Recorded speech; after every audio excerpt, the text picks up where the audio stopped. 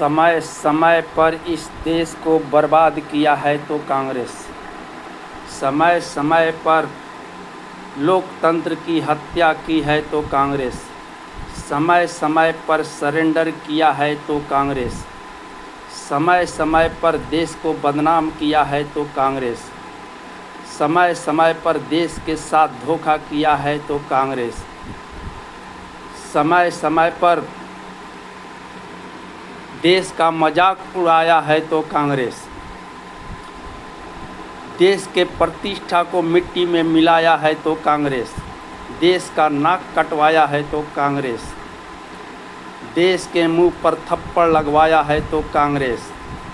हिंदू और मुसलमानों के बीच नफरत का बीज बोया है तो कांग्रेस। दलितों और हरिजनों को एक अलग संप्रदाय के रूप में खड़ा किया है तो कांग्रेस। कांग्रेस द्वारा अब हमारे देश के प्रति अनेक ऐसे गलत निर्णय लिए गए जिसका दुष्परिणाम आज हम सभी देशवासी भुगत रहे हैं। और वो सारे के सारे गलत निर्णय केवल और केवल गैर मुल्कों को खुश करने, किसी व्यक्ति विशेष को खुश करने तथा भारत को एक कमज़ोर, कायर, बुज़दिल एवं नीचे दिखाने के लिए लिया गया। चाहे वह कश्मीर की 370 धारा हो, चाहे वह रूस की ताशकंद समझौता हो, चाहे वो कोलंबो और शिमला समझौता हो, चाहे वह भारत चीन युद्ध के बाद भारतीय सैनिकों द्वारा फिर से स्काई चीन को वापस लेने के प्रस्ताव को नेहरू सरकार द्वारा गलत उदाहरण देकर उस प्रस्ताव को खारिज करने की बात हो, या चाहे फिर अरब के मोरक्को की राजधानी रबात का खालसा इस्लामिक सांप्रदायिक शिखर सम्मेलन हो, इन सभी जगहों पर केवल और केवल गैर मुल्कों को खुश करने, किसी व्यक्ति विशेष को खुश करने तथा भारत को एक कमज़ोर, कायर, बुज़दिल एवं नीचे दिखाने की कोशिश की गई। प्रधानमंत्री जवाहरलाल नेहरू जी ने भारतीय जनमानस की भावनाओं को अपने पांव तले रौंदकर और संपूर्ण राष्ट्र के हितों को कुर्बान करके भी अपने जिगरी दोस्त शेख अब्दुल्ला खां को खुश करने के लिए कश्मीर प्रांत पर 370 धारा लगाकर भारत की नाक कटवा दी।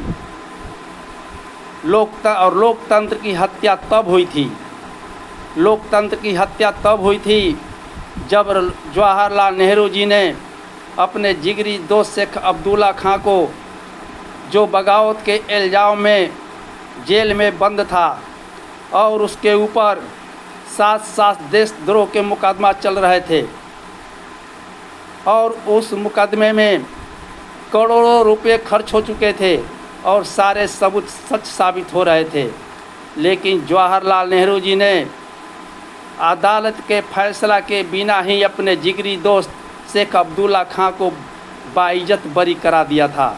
लोकतंत्र की हत्या तब हुई थी, लोकतंत्र की हत्या तब हुई थी जब कांग्रेस ने अरब के मोरक्को के राजधानी रबात के खालसा इस्लामिक सांप्रदायिक शिखर सम्मेलन में ज़बरदस्ती भाग लेकर और फिर अरब राष्ट्रों के द्वारा अपमान सहित निष्कासित होकर भारत के मुंह पर एक थप्पड़ लगवाया था और यह सिद्ध कर दिया था कि भारत का लोकतंत्र केवल एक दिखावा है।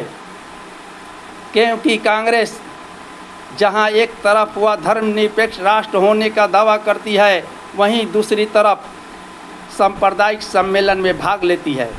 लोकतंत्र की हत्या तब हुई थी, लोकतंत्र की हत्या तब हुई थी जब 1975 में इंदिरा गांधी द्वारा इमरजेंसी लगाकर हजारों निर्दोष नेताओं को, यहाँ तक कि पत्रकारों और समाज सेवकों को भी जेल में डाल दिया गया था। तब लोकतंत्र की हत्या हुई थी। लोकतंत्र की हत्या तब हुई थी जब सिखों का नरसंहार हुआ था, हजारों सिखों के घर जला दिए गए थे, सिखों के गले में टायर जलाकर उन्हें जिंदा जला दिया गया था।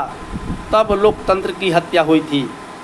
लोकतंत्र की हत्या तब हुई थी जब राहुल गांधी ने सबके सामने डॉक्टर मनमोहन सिंह के हाथों से एविडेंस छीनकर फाड़कर फेंक दिया था, लोकतंत्र की हत्या तब हुई थी। लोकतंत्र की हत्या तब हुई थी जब सरदार पटेल के साथ धोखा करके सरदार पटेल की जगह जवाहरलाल नेहरू को प्रधानमंत्री बना दिया गया था, तब लोकतंत्र की हत्या हुई थी। लोकतंत्र की हत्या तब हुई थी जब कांग्रेस ने अपने वोट बैंक के लिए खातिर मुसलमानों को खुश करने के लिए हिंदुओं के साथ अपमान, अन्याय एवं अत्याचार करती आ रही थी, तब लोकतंत्र की हत्या हुई थी। और आज लोकतंत्र की हत्या उन पत्रकारों के द्वारा हो रहा है जो कांग्रेस के सामने अपने को सरेंडर करके उनका समर्थन करती है, उनके पक्ष में बोलते हैं, उनका गुणगान करते हैं। शर्म आनी चाहिए उन लोगों को, और याद करना चाहिए 1975 का वो इमरजेंसी जिसमें सारे निर्दोष पत्रकारों को जेल में डाल दिया गया था। लेकिन नहीं, ये सब उन लोगों को याद नहीं आएगा। ये लोग केवल मोदी जी की खामियां निकालने में लगे रहते हैं। ये वे लोग हैं जो खूबियां में भी खामियां ढूंढते हैं, जो भाव में भी अभाव को ढूंढते हैं, जो अधिकतम में भी न्यूनतम को ढूंढते हैं, जो विश्वास में भी अविश्वास को ढूंढते हैं, जो सत्य में भी असत्य को ढूंढते हैं, जो अच्छाई में भी बुराई को ढूंढते हैं, जो आशा में भी निराशा को ढूंढते हैं। कांग्रेस ने बार बार दूसरों को खुश करने के लिए अपने ही देशवासियों के पैरों पर कुल्हाड़ियाँ चलाई। दूसरों को खुश करने के लिए अपने ही देशवासियों की खुशी छीन ली।